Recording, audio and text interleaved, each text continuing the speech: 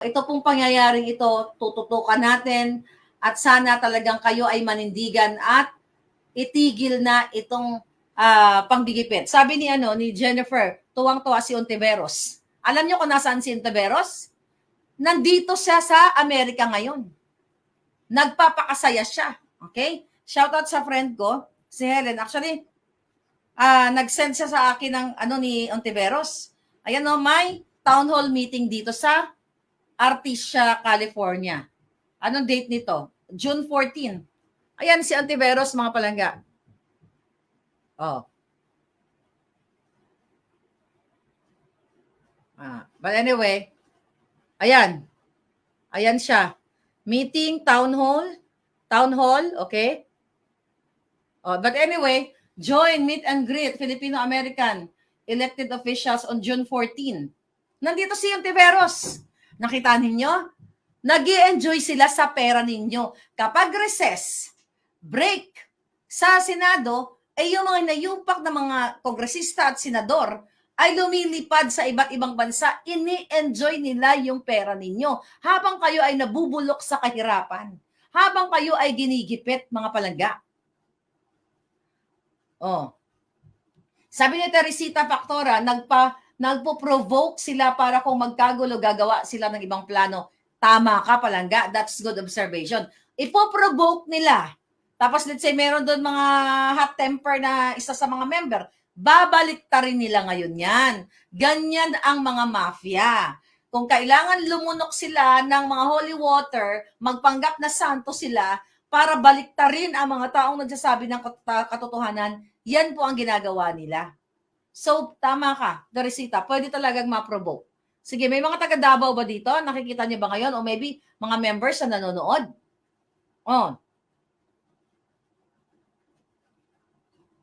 Support kami sa New Zealand, sabi ni June Gomez. Kaya yung nakikita natin dito sa mga members, they're really protecting yung church nila. Di ba nakahanay sila na ganyan? Pinoprotektahan din nila talaga yung kanilang, of course, bahay nila yan eh. Pag-aari nila yan eh. Diyan yung kanilang lugar ng pananampalataya nila. It's like protecting your own home, your own kids, your property. So, karapatan nilang protektahan yan at talagang bantayan ang bawat galaw na ito. But again, so far naman, peaceful sila at mukhang may mga lawyers naman yung, ang KOJC dyan. So, ang tanong, ano ang gagawin? Ano ang gagawin? Di mag-speak up.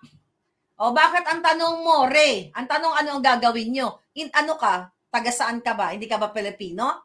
I don't know kung ano mo sa ano ang tatanong ang gagawin nyo. So, matutuwa ka na lang, nahayaan mo na ang kapwa mo Pilipino ay gugurgurin dahil hindi kayo magpareho ng political affiliation o hindi kayo pareho ng reliyon? Yan ba ay makatao?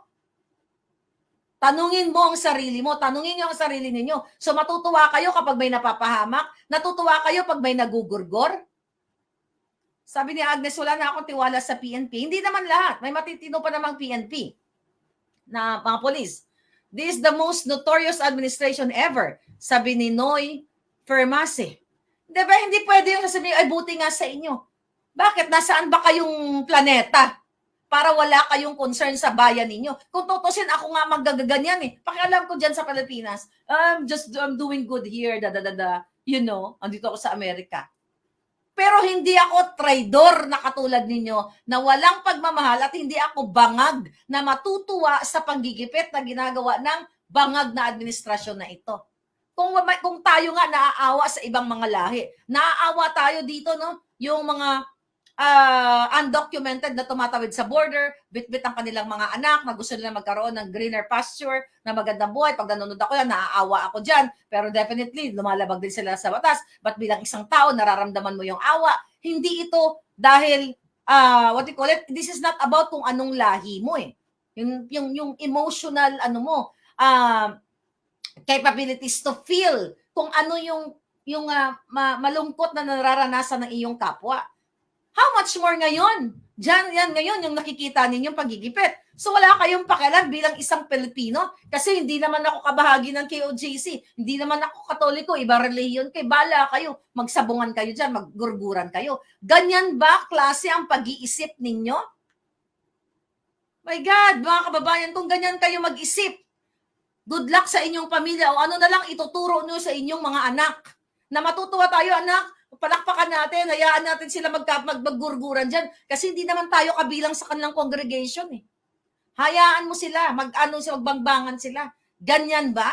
Kung ikaw ay tao na naniniwala sa kahit anong Diyos, anong relihiyon, meron kang tinatawag na moral values. Ano yung moral values? Na nakikita mo ang right and wrong. Na kapag wrong, magsasalita ka, magsispeak up o itatama mo. Sa generalization ng issue ng buhay. Pero nakikita mo na, ginigipit ito, papalakpak ka pa o tutuwa ka pa, bebuti nga, ganon. Meron mga nabibiktimang kapwa niyo Pilipino, kung sa inyo kaya mangyari, tas ganon din yung gagawin namin, na siyang grupo ng ganitong congregation, hindi kami magsasalita. Di ba? Yung feeling ninyo na bakit kaya parang walang kumakampi sa amin. Kaya nga ako dito sa vlog dito, wala akong pakialam kung sino ang sinuportahan ninyo. Kung si Lenny, si Pangulong Duterte, si Bangag, o kung sino pa man. Ang ipinaglalaban ko dito, yung matigil na ang panggigipit sa inyo.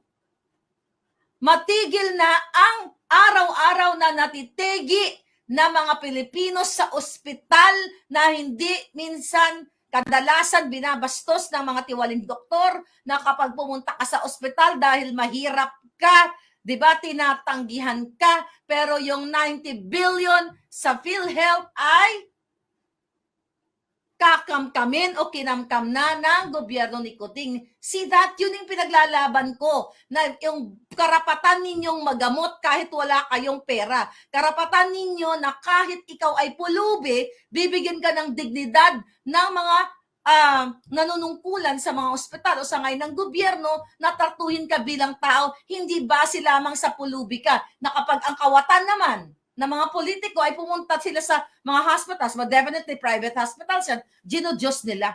Pero ikaw na mamamayan, na isang nagtitinda lamang, isang tricycle driver, ang tingin sa iyo ganito kaliit. Ganyan ba ang pinapractice ninyo sa inyong mga relihiyon? Hindi ba pantay-pantay na pagtingin? Di ba nakalagay na naman sa biblical naman yan, na pantay-pantay ang pagtingin sa tao? Pero bakit ang iba sa inyo? But alam ko, marami na tayo na, nagigising, na nagsispeak up. Ang iba sa inyo natutuwa pa sa ganyang pagigipit sa ating mga kababayan. Sabi ko nga pala, kailangan nyo na magpatingin. Baka may saltik at bangag na rin kayo kung ganyan. Sabi ni Jenny, dapat nang kumilos. My God, mga kababayan. Sabi ni, walang reaction si Sarah. Baka magbigay siya ng reaction. I hope magbigay siya ng reaction kasi hindi rin siya pwedeng manahimik lang. I hope, for sure, nakikita niya ito, mga palangga. Okay? Sabi ni Rowana Cruz, salamat, naka-live ka palangga. Grabe na ito, na-mention ka sa show ng SMNI, kausap nila si Kuya Jay. Talaga, nagsabay. Kasi nag-text ako kay MJ. MJ, ano nangyayari? Sabi niya, ito nga, panggigipit. Grabe. Jason Sa, yan, nakikita niya, batikang broadcaster yan. Bata pa ako, broadcaster na yan. Nakita na i-inform ko na sa inyo ito. Hindi dahil sa ulit manghuhula ako, kundi mayroong tao na sa loob mismo ng gobyerno na alam nila ang plano na gagawin ni Lisa at ni Marcos Jr. sa KOJC.